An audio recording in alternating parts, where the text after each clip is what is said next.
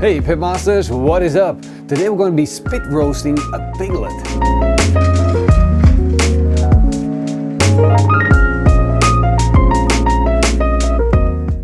Look at this beautiful animal. A really small piglet, but perfect to spit roast. This is a 7 kilogram piglet and she's absolutely gorgeous. There's not much meat on it, but definitely enough for a good feast with the family and friends. Sometimes when you get one of these piglets, you have to do some work on it. You have to get some hairs off, maybe clean it up a little bit with a towel, but this one's perfect. It doesn't need any work. So we're going to fire up our barbecue and then we're going to put it on the spit. Today we're going to be grilling on the Napoleon charcoal grill, the 605 CS, and that's really exciting. Normally I make my piglets on gas grills, but now, first time, we're going to do it over charcoal. We're going to light up this barbecue and I'm going to use my chimney starter to get my charcoal to light up. We'll put in some fire starters, light them up, and then we'll put our chimney starter full with charcoal on top. Yeah, let's start a fire. It's getting a bit nippy out. Nippy. Time to light a fire.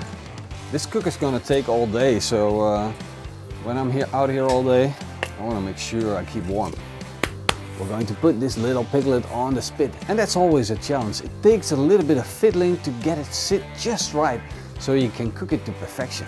And what we wanna do is we wanna put the spit in and have it sit in there to perfection. But you can already see this piglet is way too long for this spit. And these back legs, we gotta do something about that. And what we're going to do is take a look at the amount of meat that's on these legs. You see, there's almost nothing there. So why keep them on? I'm going to put the spit in, then I'm going to insert my pins. Insert another set of pins. And it's a little bit of a fiddle, but when you get them in, it looks extra good. Open up the chest. I'm gonna put one pin next to the backbone.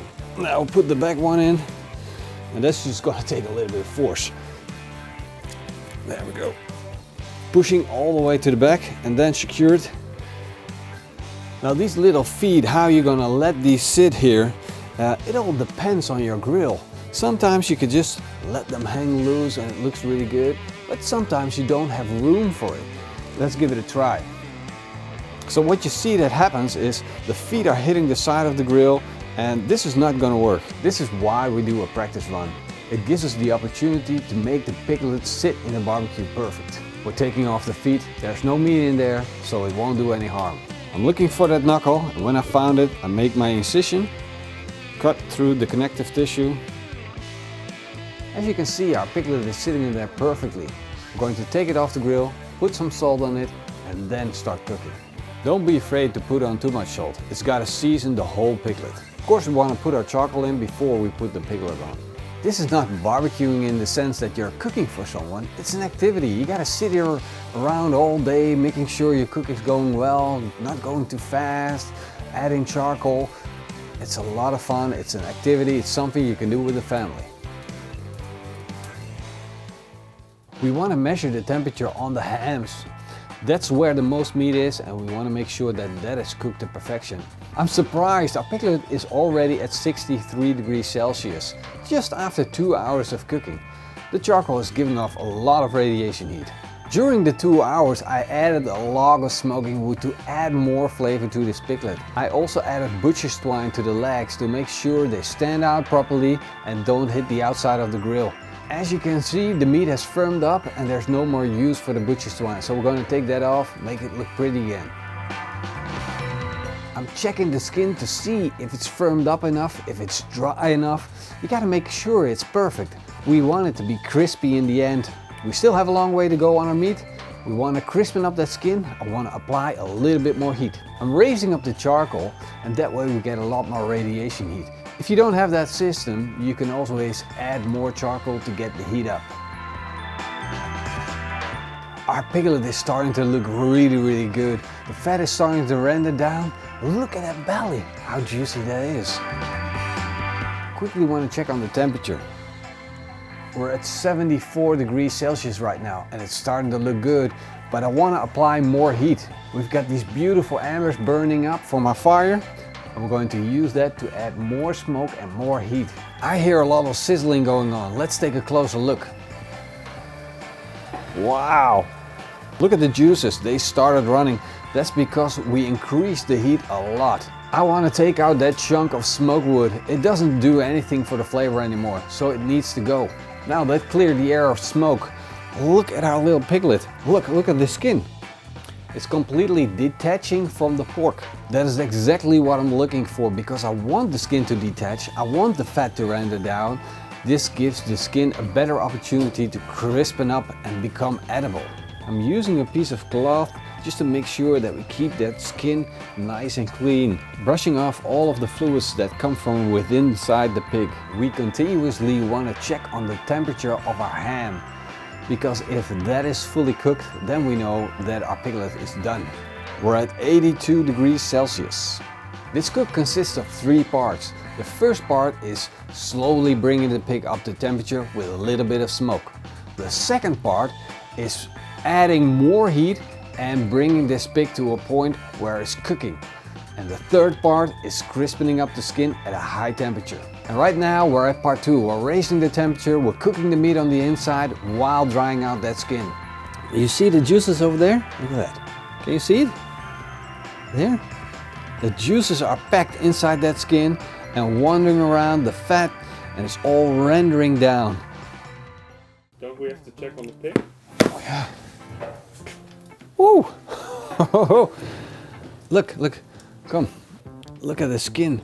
It's now drying out, and it's the first signs that it's completely starting to get dry now. It's getting really hard and crunchy. That's exactly what we want, to make it to become that crunchy outside that we're looking for. I want to measure the temperature real quick, see where we are. Up the bum. There you go.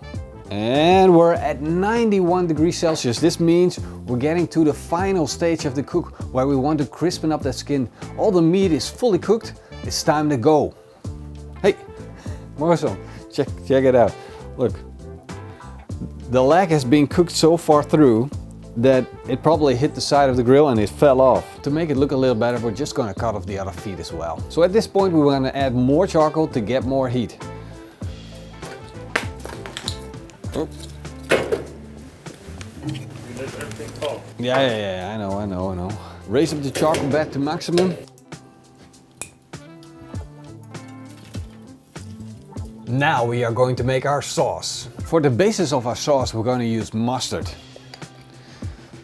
And that's around that's around a quarter cup, right? Yeah. As a secret ingredient, I'm going to use adobo chipotle sauce. Around a tablespoon, depending on how much heat you like. Of course, we need a lot of sweetness. For that, I'm going to use raw cane sugar. A quarter cup honey. A quarter cup apple cider vinegar. 2 tablespoons of Worcestershire sauce. And of course, my beloved ingredient, ketchup mayonnaise. Of course not, it's ketchup mayonnaise, not ketchup mayonnaise or whatever you make of it. Ketchup mayonnaise, ketchup. There we go. We need around 3 tablespoons of that. I'll stir it up and put it on my little stove. Let the sugars dissolve. So in this situation, anything goes. There are no more rules. There's no more like, how do I treat my grill? I need heat right now. So I'm going to turn up the heat whatever way I can. I already added charcoal, but it's taking too long. It's gonna overcook my piglet. I need that skin turning crispy right now.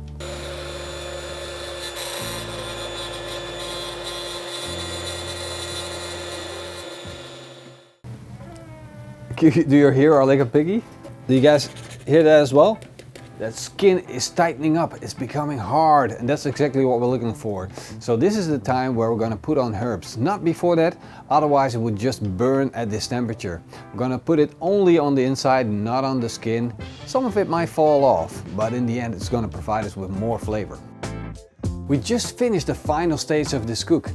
Wanna know how I know? I know that it's done because when I run my knife over the skin, it's crunchy and it's crispy, it's completely hard. It actually feels somewhat like glass. Look at that. What a beauty. Now here comes the sad part again. We gotta let it rest.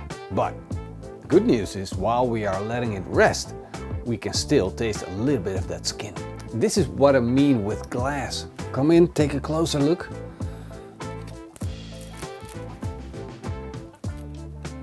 You can see through it, and when you bite into it, now that's crunchy.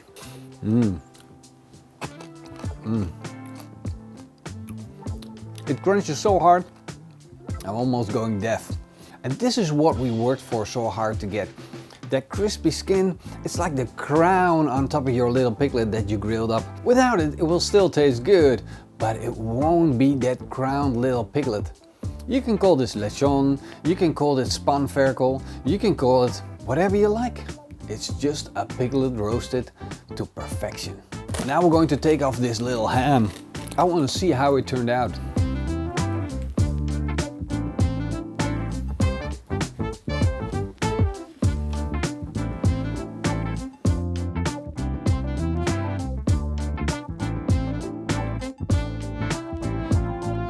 We can just shred this little piglet apart, and it's so super juicy with a crunchy skin.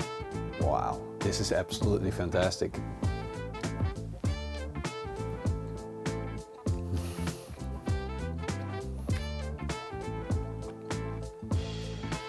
It is so super soft, and all I'm tasting is pig and salt.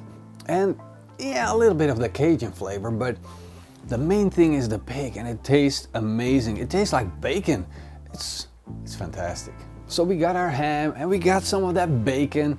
We got that crispy skin, that crunchy, that absolutely fantastic stuff. This little piglet is going to feed around 8 to 14 people, and it tastes amazing. Of course, we need to try this with our sauce as well. Look at how gorgeous our little ham is. We got that smoke ring, we got the crispy skin, and now the barbecue sauce is on. All of the magic is coming together. Let's give it a try. That is one big bite.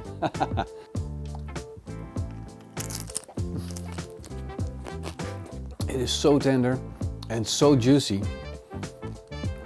This is really good. These hams turned out absolutely perfect. I couldn't have wished for a better result. It took a while, but we got to perfection.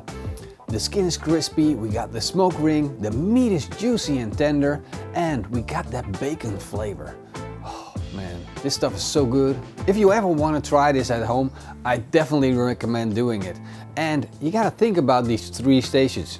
Going slow, then heating things up, drying out that skin, and finally getting it to crispy and tender on the inside. That is very, very important. I'm really happy with the outcome, but it took a lot longer than I thought it would.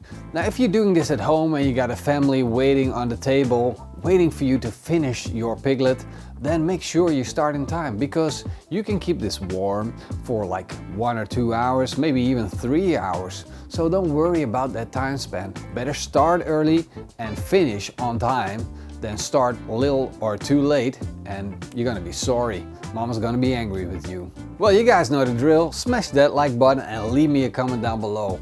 I want to say a special thank you to the patrons. These are the people that make it all happen. Hey, I put a new video up on that Patreon page. Check it out. It might explain a little bit better what we actually do with our Patreon money. I want to say a big thank you. See you guys next time. Until then, eet smakelijk and keep on grilling.